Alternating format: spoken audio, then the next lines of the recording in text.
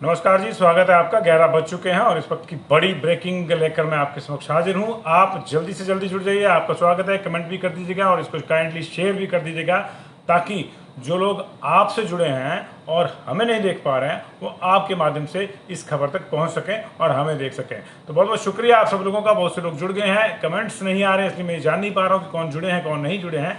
विक्रम बिक्की जी, बहुत बहुत स्वागत है आपका। विक्रम बिक्की जी का कमेंट आया है तो पता चल गया कि बिक्की जी देख रहे हैं। बिक्की जी बहुत बहुत स्वागत है आपका। कैसे हैं आप सब लोग? इसको शेयर भी कर दीजिए काइंडली।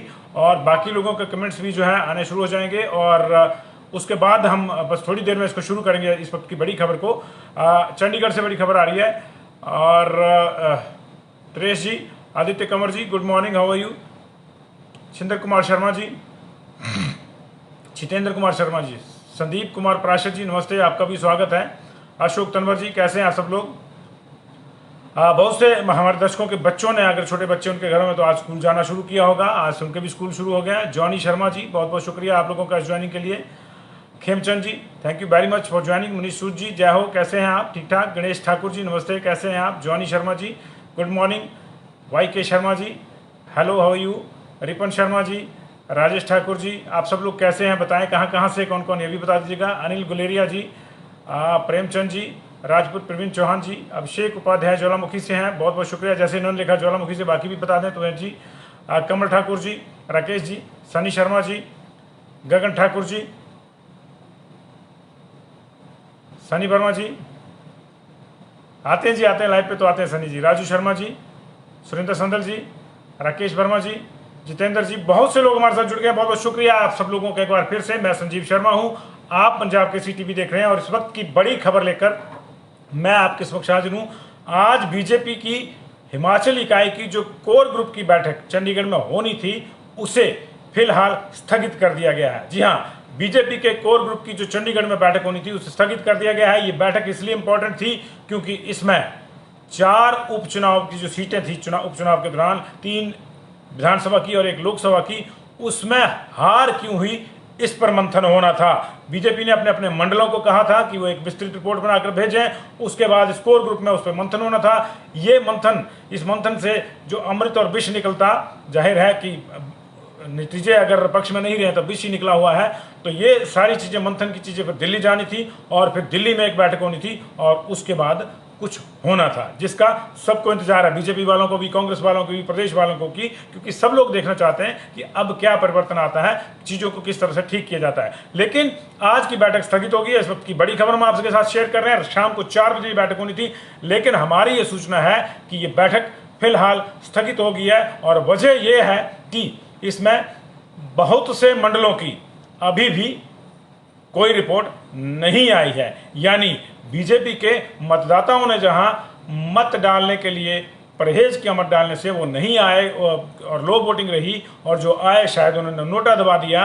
उसी स्तर पर अब बीजेपी के जो मंडल के लोग हैं उन्होंने भी इसको सीरियसली लेना बंद कर दिया है और अभी तक उनकी रिपोर्ट जो है, समीक्षा रिपोर्ट जो है, वो मुख्य जो कमेटी है बीजेपी की, जो मेन लोग हैं, टॉप की जो कार्यकारिणी है, उसमें नहीं पहुंचे। तो बीजेपी तक मंडलों से रिपोर्ट नहीं पहुंची है। इसके चलते ब्रेकिंग जो है इस वक्त की, वो ये बनी है और वो ये है कि चंडीगढ़ की बैठक स्थगित कर दिया है। सौदान सिंह जो उत्तर क्षेत्रीय प्रभारी हैं बीजेपी के संगठन के, उनको होना था इस कोर ग्रुप की बैठक में।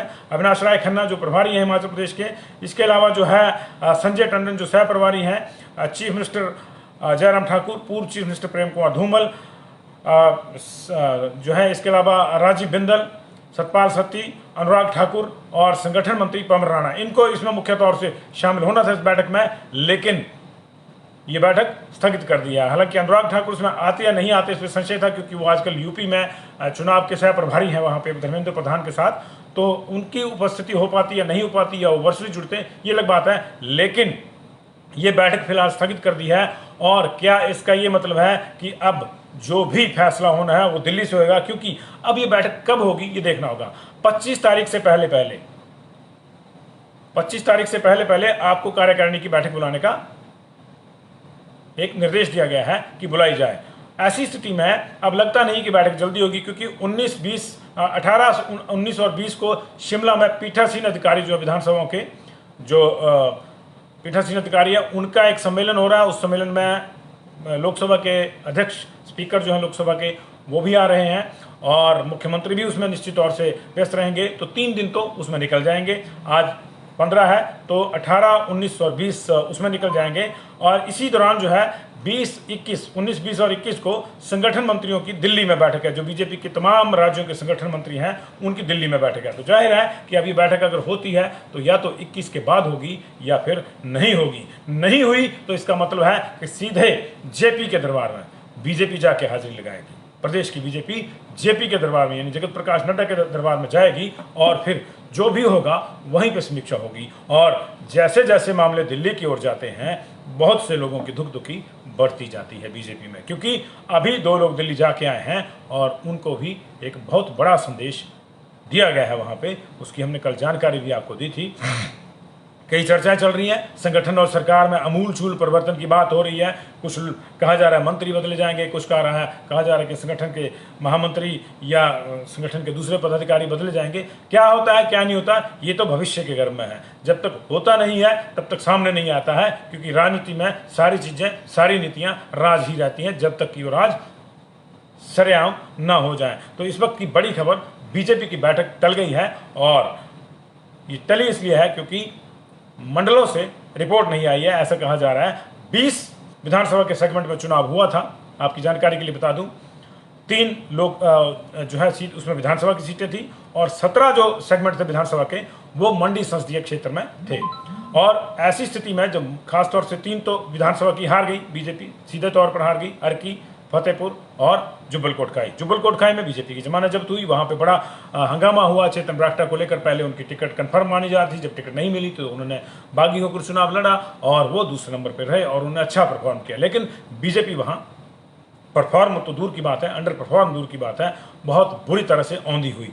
ऐसी स्थिति में जो एक बात कही गई थी कि परिवारवाद के कारण उनका टिकट कटा है, उस पर भी चर्चा होनी है। निश्चित तौर से इस बैठक में चर्चा होनी थी। वो भी एक कारण रहा था कि अगर बरागटा को टिकट दी जाती तो ये होता, वो होता, क्या होता वो तो मतदाता ही जानते हैं और वक्त ही बताता। लेकिन फिलहाल चेतन बरागटा, नरेंद्र बरागटा की जगह जो नरेंद्र बरागटा के परिवार को अगर टिकट दी जाती तो चेतन बरागटा जो उनके बेटे थे नरेंद्र बरागटा के, अगर उनको टिकट दी जाती तो ये होता, वो होता। तो ये सारी चीज़ें इसमें चर्चा होनी थी। बरागटा को टिकट नहीं देने का क्या परिणाम रहे वो आप सबने देखे, सबके सामने है, कहने की जरूरत नहीं है। अब उसमें कौन किस तरह से अपनी खाल बचाता है ये भी एक दिलचस्प मामला था। इसकी रिपोर्ट भी मंगवाई गई है। लेकिन दूसरा मामला ये था कि जो 17 कॉन्स्टिट्यूएंसीज मंडी संसदीय क्षेत्र की, उनमें कुछ बड़े हंगामे हुए थे बीजेपी के लिए। कुछ बड़े आई ओपनर वहां पे रहे हैं। किन्नौर पूरे का पूरा साफ हो गया, कुल्लू पूरे का पूरा साफ हो गया, कहीं बीजेपी को लीड नहीं है।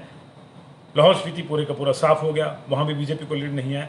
और भरमौर में बीजेपी को लीड नहीं है। तो जनजातीय इलाके भरमौर, लाहौल, किन्नौर, ये टोटली बीजेपी को वहां से झटका लगा है। इसके अलावा कुल्लू पूरा वॉश आउट है, क्लीन स्वीप है, वहां झटका लगा है। कुल्लू में मंत्री हैं मनाली से गोविंद सिंह और लाहौल स्पीति में मंत्री हैं रामलाल मार्कंडे अपना पक्ष रखने के लिए गए थे, या उनको पक्ष रखने के लिए बुलाया गया था, वो दिल्ली गए थे महेंद्र सिंह के साथ। महेंद्र सिंह कौन है? हालांकि वो मंडी संसदीय क्षेत्र का पार्ट उनका हिस्सा नहीं है, लेकिन वो मंडी संसदीय सीट पर इस चुनाव के प्रभारी थे। ऐसी स्थिति में उनको भी बुलाया गया था। बड़े संदेश उनको भी दिए गए हैं।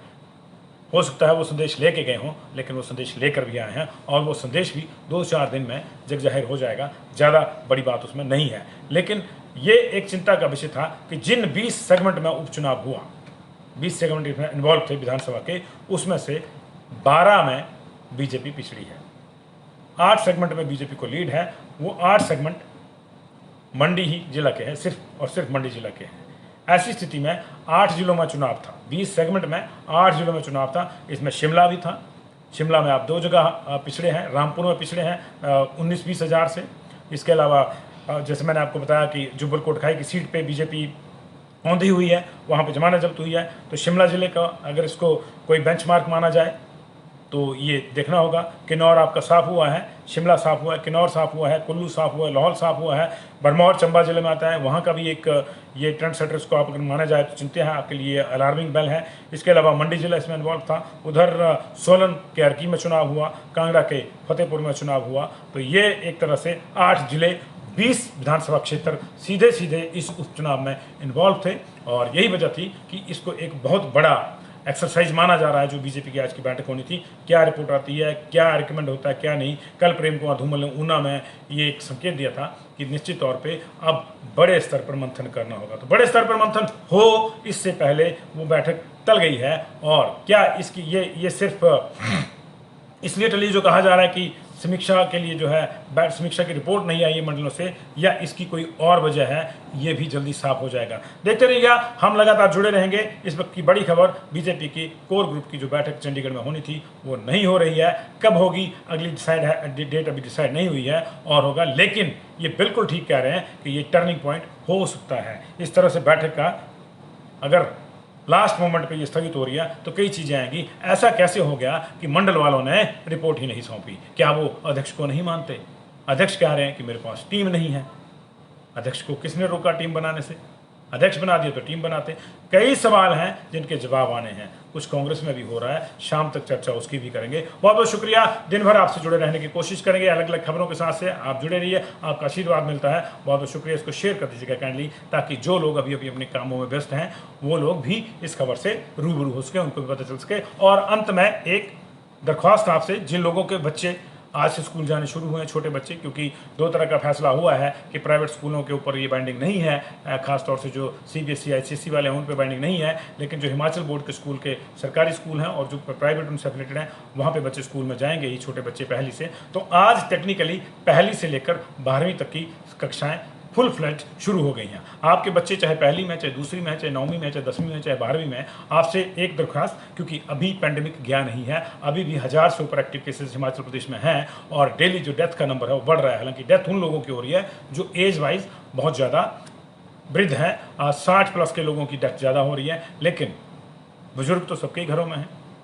अगर बुजुर्गों में भी संक्रमण है तो भी चिंता की बात है। बच्चों की इम्यूनिटी, दो ही तरह के जो आयु वर्ग हैं उनमें इसका ज़्यादा खतरा है। बच्चों, 10 साल से छोटी उम्र के बच्चों की इम्यूनिटी उतनी नहीं होती, और 60 से 65 साल के ऊपर के जो बुजुर्ग हैं उनकी इम्यूनिटी को भी ज़्यादा प्रॉब्लम रहती है। तो उस लिहाज से आप अपने बच्चों का ख्याल रखिए। स्कूल इंतजाम कर ही रहे होंगे, नहीं भी किए होंगे तो आप इंतजाम करिए अपना।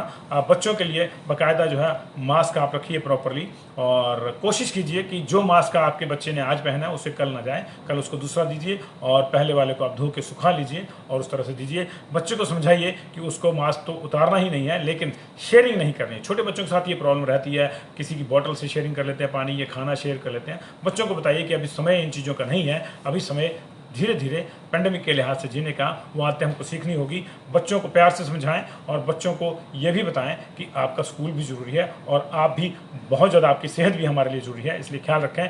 उम्मीद है कि हम लोग इस दौर से जल्दी निकलेंगे। सबके बच्चे स्वस्थ रहें, इसी कामना के साथ एक बार फिर से आपका शुक्रिया जुड़ाव के लिए। Thank you very much.